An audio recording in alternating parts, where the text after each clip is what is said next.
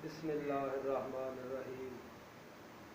अस्सलामु अलैकुम वरहमतुल्लाहि वबरकातुहू।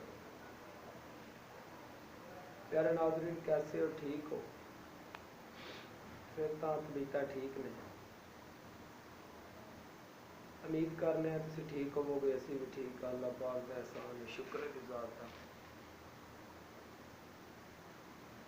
जिस तरह साड़ी रोज़ मुलाकात होंदी है, इस तरह अज फिर तुहाडे वास्ते बहुत ही ज़बरदस्त चीज़, बहुत ही निजात चीज़ जो कि फालज वास्ते है और बहुत ही मारूफ चीज़ है। ये नुस्खा बहुत ही पुराना नुस्खा है। 2001 ਦੇ ਵਿੱਚ ਮੇਰੇ ਵਾਲਿਦ ਸਾਹਿਬ हकीम नूर अहमद साहब रहमतुल्लाह अलैह ਦਾ इंतकाल होया। उन्होंने 2001 ਚ दुनिया तो पर्दा किया। 30 ਤੋਂ 35 साल पिछली जिंदगी वो हिकमत करते रहे हैं और इस नुस्खे को इस्तेमाल करते रहे हैं और ये को फायदा लेते रहे हैं। ये नुस्खा आपकी गोश गुजार करने आपकी खिदमत में फीस बिल्लाह राय मौला अल्लाह पाक को अजर लैन की खातर ईमानदारी नाल वो चीज़ जो वालिद साहब मोहतरम बनाते होंदे सन तुहाडी खिदमत च पेश करने। ये 3 अलग अलग नुस्खे ने। बहुत ही ज़बरदस्त चीज़ है, बहुत ही आला चीज़ है, अपनी मिसाल है आप है।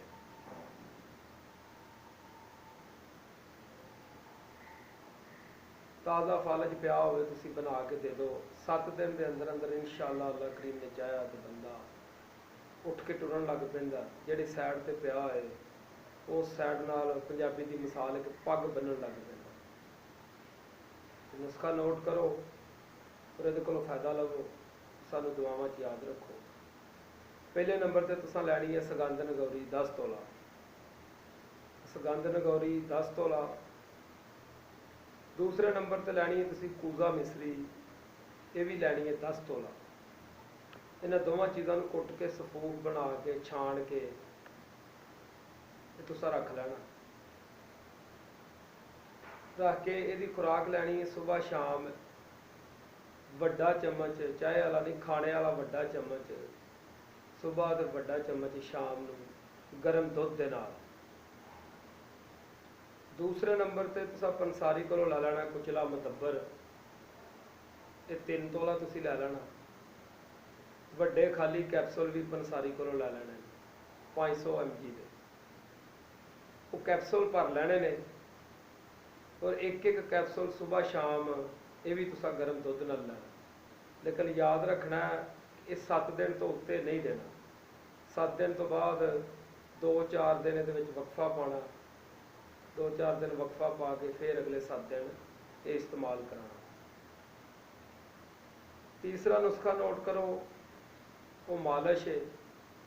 मालिश मुर्दा रगां नूं जिंदा करने वाली मालिश है।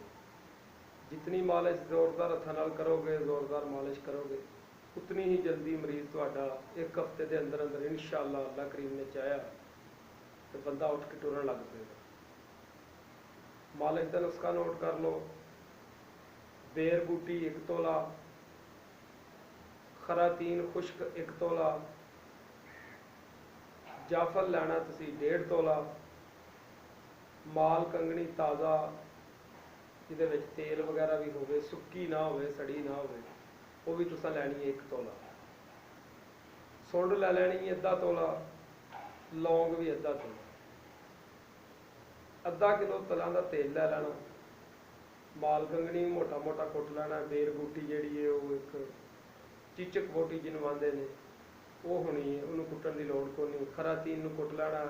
एक गडोए जिन्होंने आंदे वो खुश्क होंदे ने उन्होंने कुट लेना। जाफल कुट लेना, सुंड भी कुट लैनी है तो लौंग भी मोटा मोटे कुट लैने।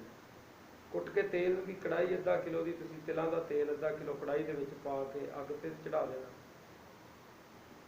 अग ते चढ़ा के तो मट्ठी मट्ठी थले अग बालन लग पे।